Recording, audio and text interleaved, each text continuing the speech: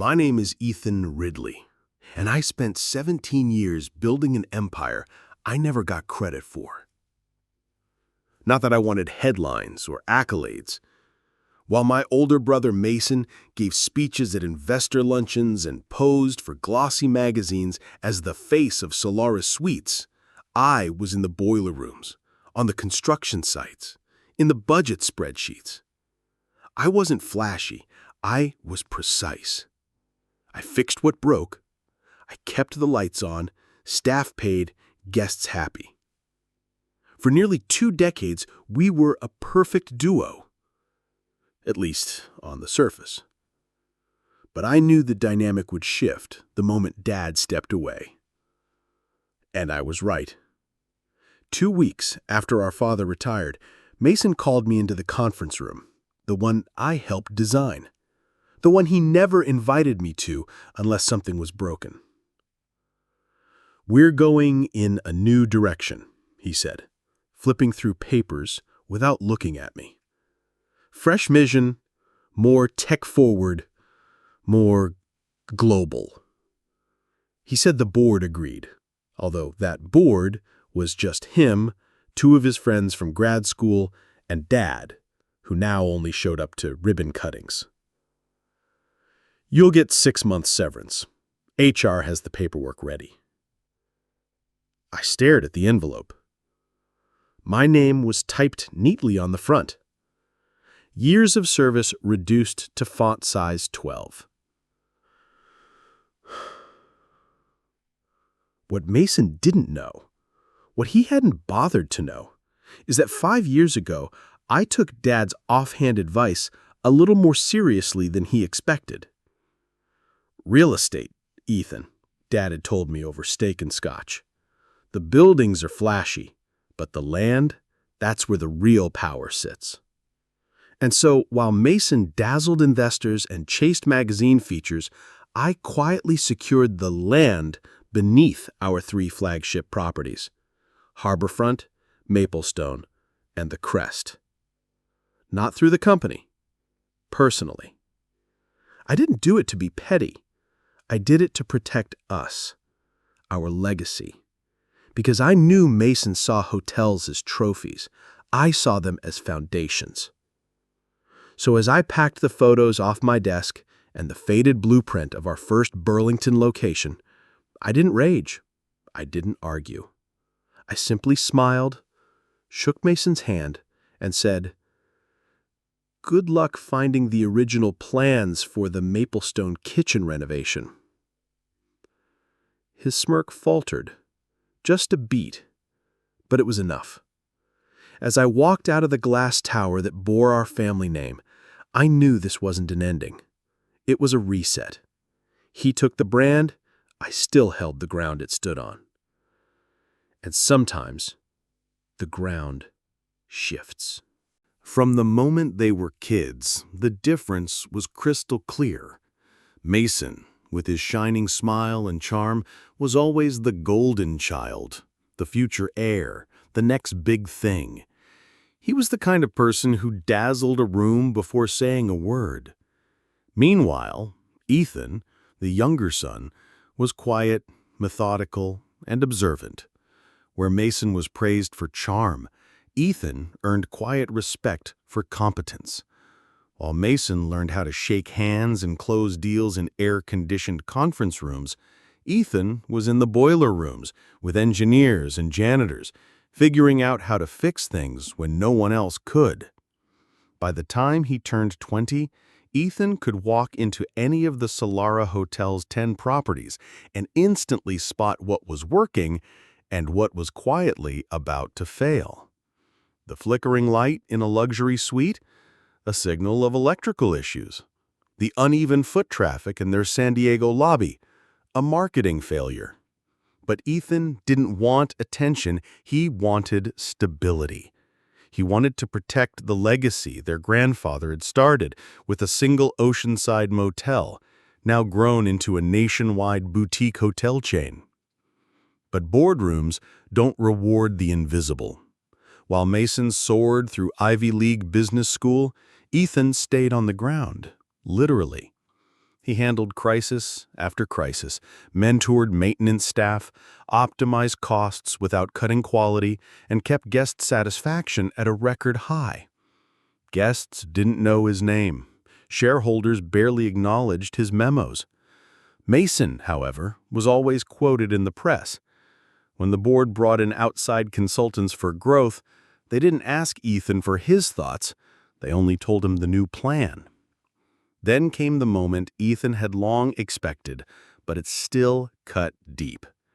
The board, now chaired by their aging father and newly influenced by Mason's charismatic vision, handed control of the company to Mason.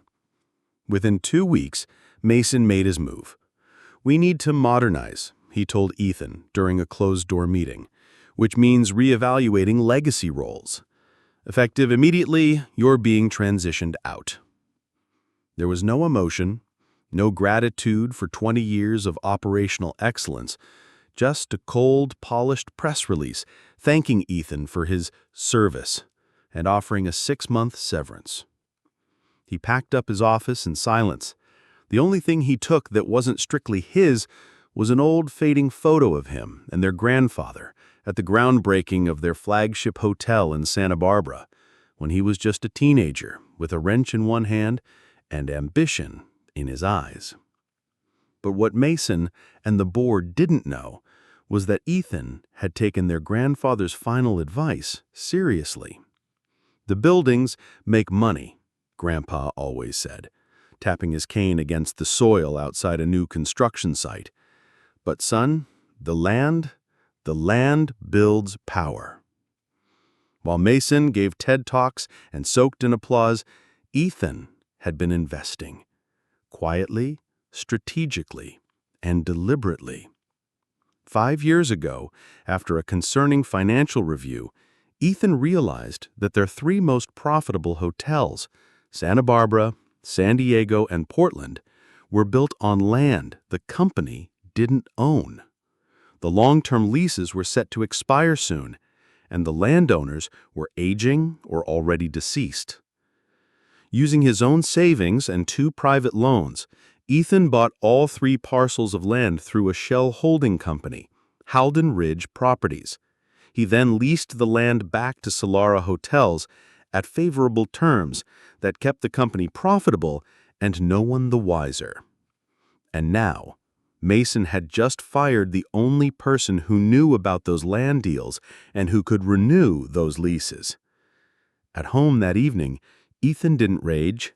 He brewed his coffee like he always did at 5:30 a.m., went through the maintenance reports from the 3 flagship hotels, even though they were no longer his responsibility, and took a quiet walk by the marina, staring at the gentle waves brushing against the dock. His phone buzzed.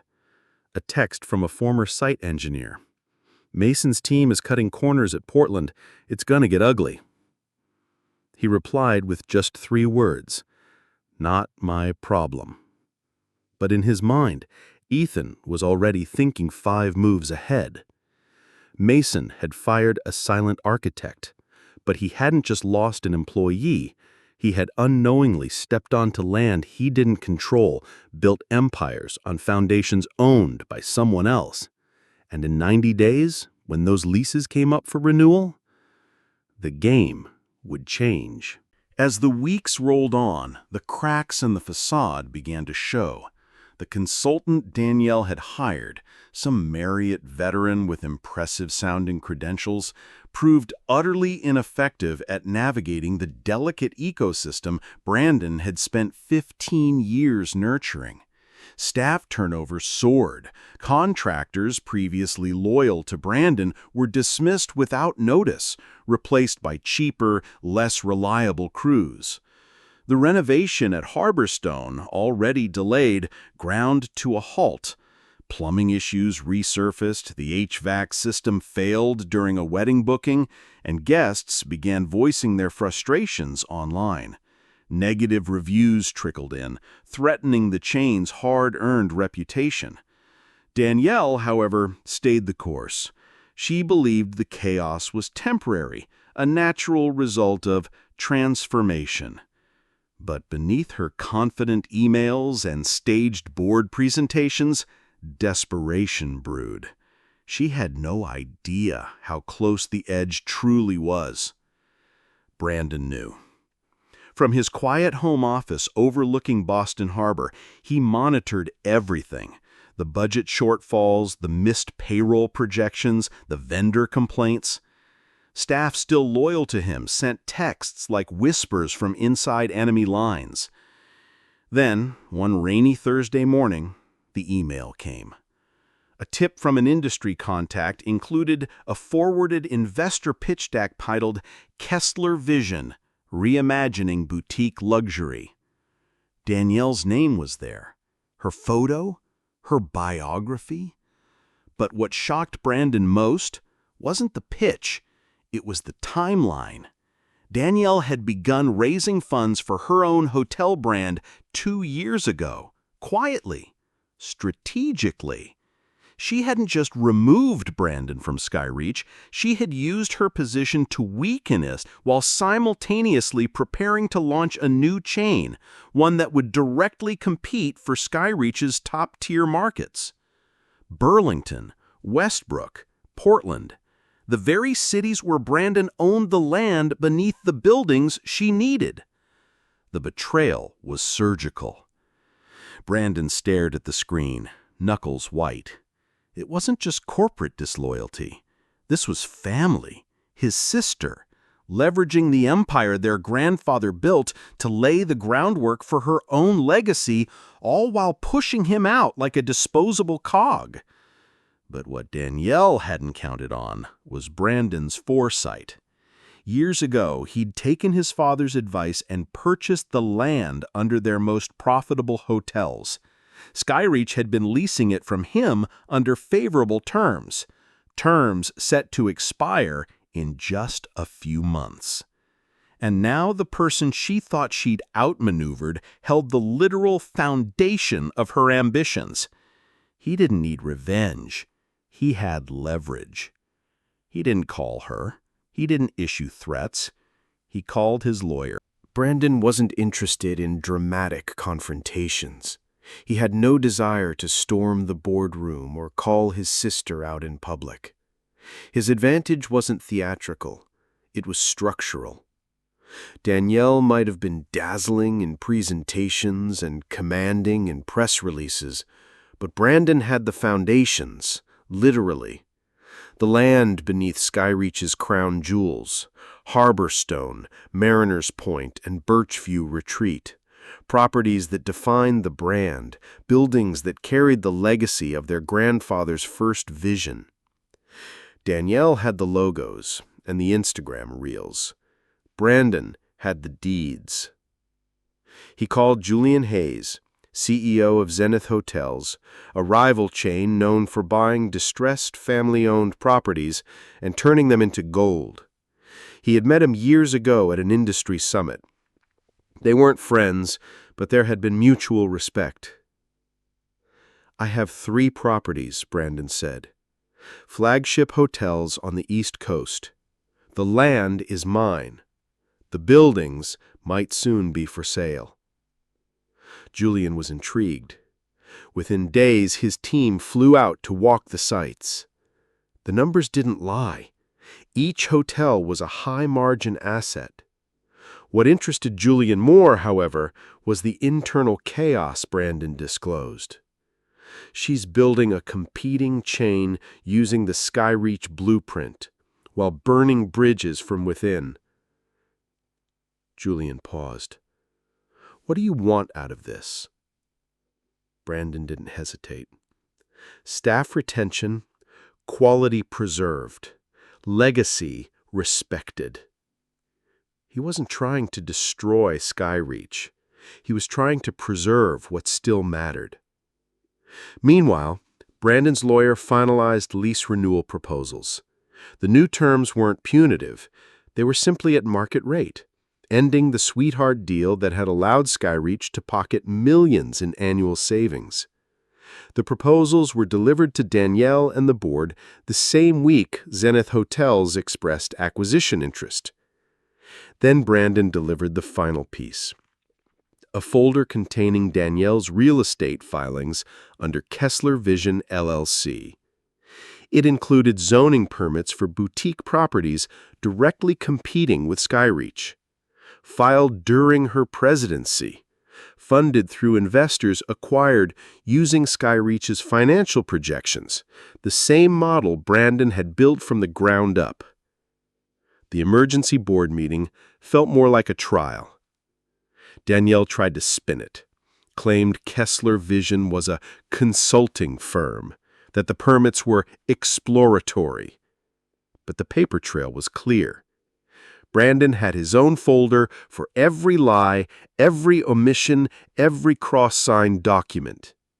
As he distributed them to each board member, he didn't raise his voice or gloat. He let the facts speak. Zenith Hotels is prepared to acquire the buildings, Brandon said. They'll offer competitive salaries, retain current staff, and preserve what we spent decades building. Or you can sell to someone else and enter litigation. The silence in the room was profound. One board member finally cleared his throat. "Brandon, you've clearly thought this through." He nodded. "For years."